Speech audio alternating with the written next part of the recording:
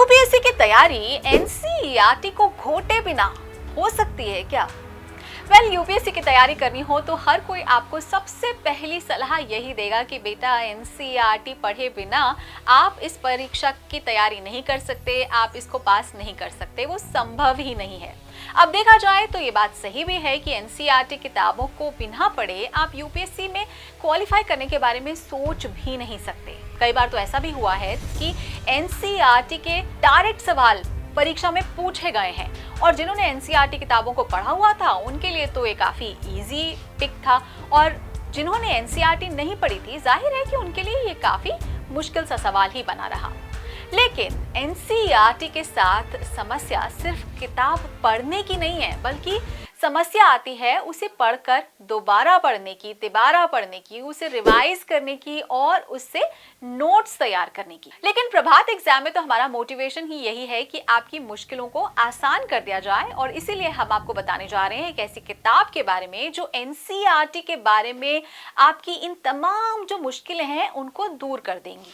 दोस्तों, जिस किताब का जिक्र मैं यहाँ कर रही हूँ उसका नाम है एनसीईआरटी की पाठशाला, और ये सच में एनसीईआरटी की पाठशाला यानी कि क्लास ही है।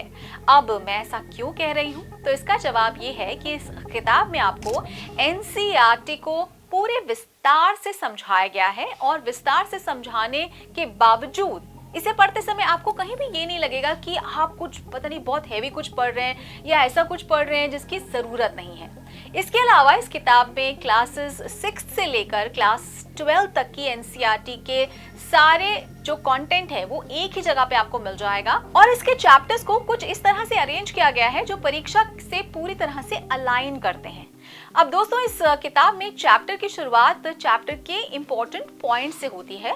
सबसे पहले आपको ये बताया गया है कि जो चैप्टर आप पढ़ने जा रहे हैं वो परीक्षा के पॉइंट ऑफ व्यू से उसके इंपॉर्टेंट पॉइंट्स क्या क्या हैं। इसके अलावा इस किताब में diagrams, flow charts, graphs, tables, maps, इनका भी भरपूर इस्तेमाल किया गया है। तो दोस्तों, किसी भी चीज को समझने और समझाने का सबसे आसान तरीका होता है कि उसे चित्रों की मदद से, नक्शों की मदद से समझा जाए, दिखाया जाए, और इसी थ्योरी का उपयोग इस किताब में भी किया गया है ताकि आप स्टूडेंट्स को जो कॉन्सेप्ट है वो समझने में कहीं भी कोई दिक्कत ना आए, काफी इजी हो जाए। तो दोस्तों, एनसीईआरटी की किताब पढ़नी जितनी जरूरी है उतनी ही जरूरी ये भी है कि आप जब इसे पढ़ें तो उसे याद भी रखें, और ये भी जरूरी है कि आप एनसीईआरटी को कम से कम 2 से 3 बार तो जरूर पढ़ें। अब जरा आप खुद ही सोचिए कि हर विषय की 7-8 किताबें और हर किताब को 2-2 बार अगर पढ़ने की बात हो तो ये काम कितना मुश्किल हो सकता है। तो कई लोग तो इसी में इतनी ज्यादा उलझ के रह जाते हैं कि उन्हें रेफरेंस जो बुक्स हैं उनको देखने का टाइम ही नहीं मिल पाता। अब क्योंकि हमारा सारा समय अगर आप फंडामेंटल्स को ही डेवलप करने में लगा देंगे तो बाकी की पढ़ाई वो भी तो करनी है, वो कब करेंगे? तो ये इम्पोर्टेंट बात है, सोचने वाली बात है। तो यहीं पर ये किताब तारणहार बनकर आपके सामने आती है। दरअसल इस किताब में आपको क्लास 6 से लेकर क्लास 12 तक की जो एनसीईआरटी बुक्स हैं उनका पूरा जिस्ट तो मिलता ही है, साथ ही इसमें मैं आपको बता रही थी टेबल्स हैं, फ्लो चार्ट्स हैं, और जो पिक्टोरियल रिप्रेजेंटेशन है वो दिए गए हैं। उससे आपको जो चैप्टर रिवाइज करने और उसके जो शॉर्ट नोट्स हैं वो तैयार करने में काफ़ी आसानी हो जाती है। अब जब आप इसे एक बार पूरा पढ़ लेंगे तब आपको रिवाइज करने में भी ये किताब बहुत काम आएगी। अब जैसे फॉर एग्जाम्पल एनसीईआरटी की जो पाठशाला किताब है इसमें राज व्यवस्था और संविधान का चैप्टर है।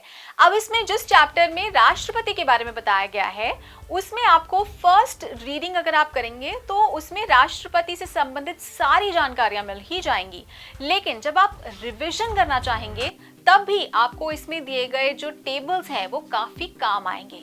इसमें राष्ट्रपति से संबंधित सभी इंपॉर्टेंट जो पॉइंट्स हैं वो एक तबले में आपको सामने दिख जाएंगे, और जिसे याद कर पाना ऑब्वियसली इजी रहेगा।